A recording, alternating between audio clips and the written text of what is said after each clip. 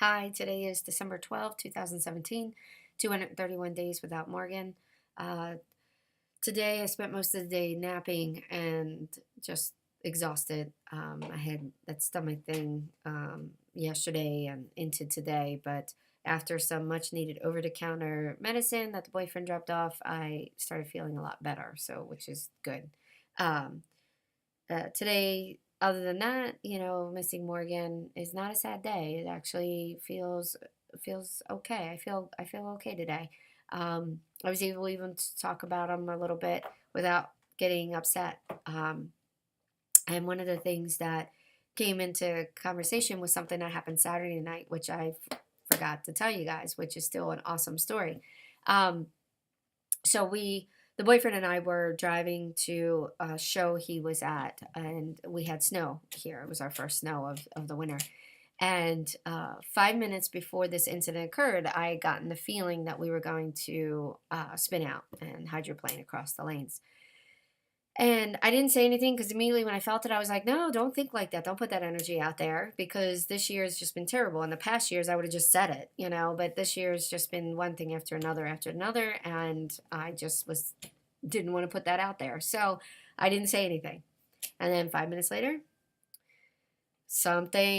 we hit something, whether it was slush, snow, ice, I don't know. But we were in the left lane doing 60, and I believe we had just passed somebody too, because I remember seeing somebody on my right, and we spun out and went across in circles across the two lanes.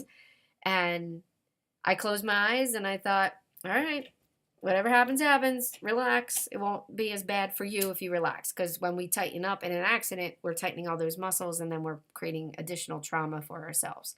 So that was my thought process. Just relax into it. Close my eyes. At one point, after what felt like forever of spinning, I opened my eyes and saw that the embankment on the side of the road was right in front of us. And so we had hit it, head on, boop. And then after we hit it, we spun another half way around so that we were vertical with the turnpike.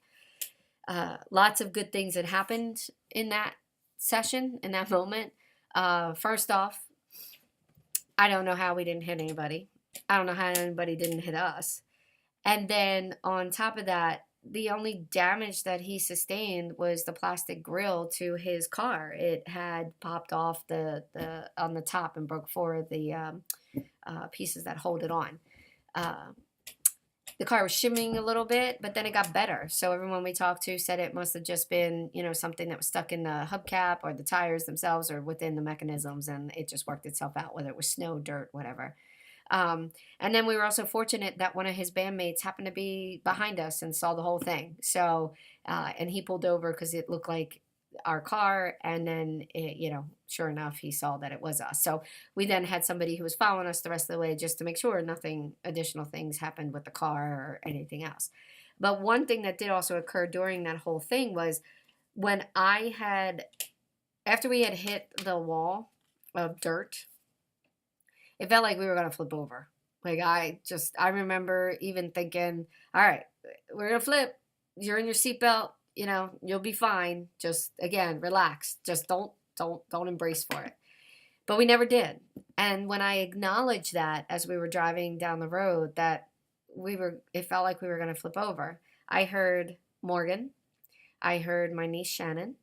I heard the boyfriend's grandfather and the boyfriend's uncle say at the same time, "You're welcome."